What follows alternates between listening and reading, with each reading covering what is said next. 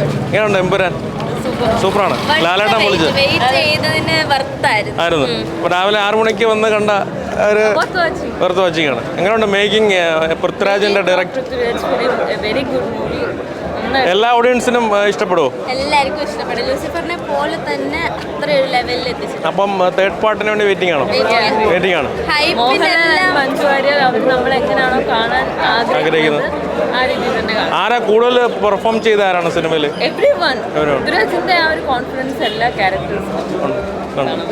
ശരി ബ്രോ, എങ്ങനെയുണ്ട് സിനിമ?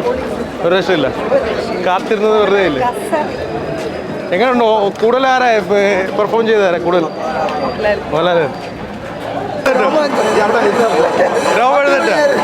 ലാലേട്ടൻ കസറിയോ? ഒരു രക്ഷയില്ല.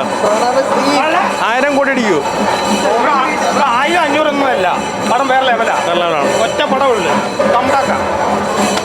ഫസ്റ്റ് ഹാഫ് കഴിഞ്ഞപ്പം പൂർണ്ണമായിട്ട് അഭിപ്രായം പറയാൻ പറ്റിയിട്ടില്ല. സെക്കൻഡ് ഹാഫ് കഴിഞ്ഞപ്പം എല്ലാവരും എന്താ ഈ രോമാഞ്ചം എന്ന് പറയത്തില്ല, അവസാനം വന്നു. പിന്നെ നമ്മുടെ ലൂസിഫറിന് ശേഷം രണ്ടാമത്തെ തന്നെ ഒരു ബിഗ് എഫക്റ്റ് ആയിരുന്നു. അതായത് പൃഥ്വിരാജും മോഹൻലാലും തമ്മിലുള്ള കൂട്ടുകെട്ട് വളരെ വിജയകരമായ രീതിയിൽ നടന്നു. അതുപോലെ തന്നെ എനിക്ക് തോന്നുന്നു ലോക സിനിമയ്ക്ക് തന്നെ വേണമെങ്കിൽ ഇതിനെയൊക്കെ ചുമ്മാ ഒന്ന് ഒരു ഗൈഡാക്കി എടുക്കുക. അത്രയ്ക്ക് നല്ല രീതിയിലാണ് പൃഥ്വിരാജിൻ്റെ മൂന്നാമത്തെ പടമാണെന്ന് പറയത്തില്ല, ഒരുപാട് ചെയ്ത് കഴക്കവും പഴക്കവും ചെന്ന ഫിലിം മേക്കേഴ്സിനേക്കാളും വലിയ രീതിയിലാണ് പൃഥ്വിരാജ് ചെയ്തിട്ടുള്ളത്. Really mind blowing, super. Empuraan 3-ലേക്കുള്ള ഇട്ടിട്ടുണ്ടോ ടൈലൻഡ്? ഉണ്ട്. മിക്കവാറും എത്രയും ഇതിലും മികച്ച വിജയമാകട്ടെ. ടോട്ടൽ ക്ലൈമാക്സ് ഒക്കെ പൊളിയായിരുന്നു. ക്ലൈമാക്സ് പൊളിയായിരുന്നു. ലാഗ് എന്ന് പറയുന്ന സംഭവമേ ഇല്ല. ഫസ്റ്റ് ഹാഫ് സെക്കൻഡ് ഹാഫ് നമുക്ക് ലാഗേ ഇല്ല. കംപ്ലീറ്റ് ഒരു വിഷ്വൽ ട്രീറ്റ് വളരെ നല്ലായിരുന്നു. ഞാൻ നേരത്തെ പറഞ്ഞ പോലെ തന്നെ സിനിമാറ്റോഗ്രഫി മൊത്തത്തിൽ അതിൽ ഒന്നും മാറ്റി നിർത്താനില്ല. സൂപ്പർ. ലാലേട്ടൻ വിളിച്ച സൂപ്പറായിരുന്നു. എങ്ങനെയുണ്ട് സിനിമ? എങ്ങനെയുണ്ട്? ഒരു ബോളിവുഡിനെ വെച്ചിട്ടാണ് കൊണ്ടുവന്നേക്കുന്നത്. ബാക്കി എൻട്രിയിൽ നമുക്ക് കാണാൻ കിടപ്പുണ്ട്. പിന്നെ ക്ലൈമാക്സ് ഒക്കെ പൊളിയായിരുന്നു.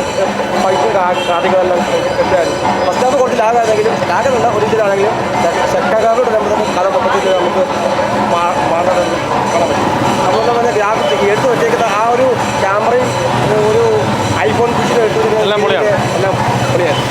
എമ്പുരാൻ പൊളി.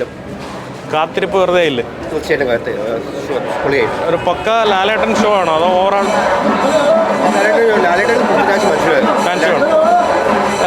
എത്ര കോടി അടിക്കും? 1000 കോടി അടിക്കുമോ? തിയേറ്ററിൽ അങ്ങനെ ഉത്സവ ചിത്രം തന്നെയായിരുന്നു, എല്ലാം കൈയടിച്ച് കാണാൻ പറ്റുന്ന സീൻസ്.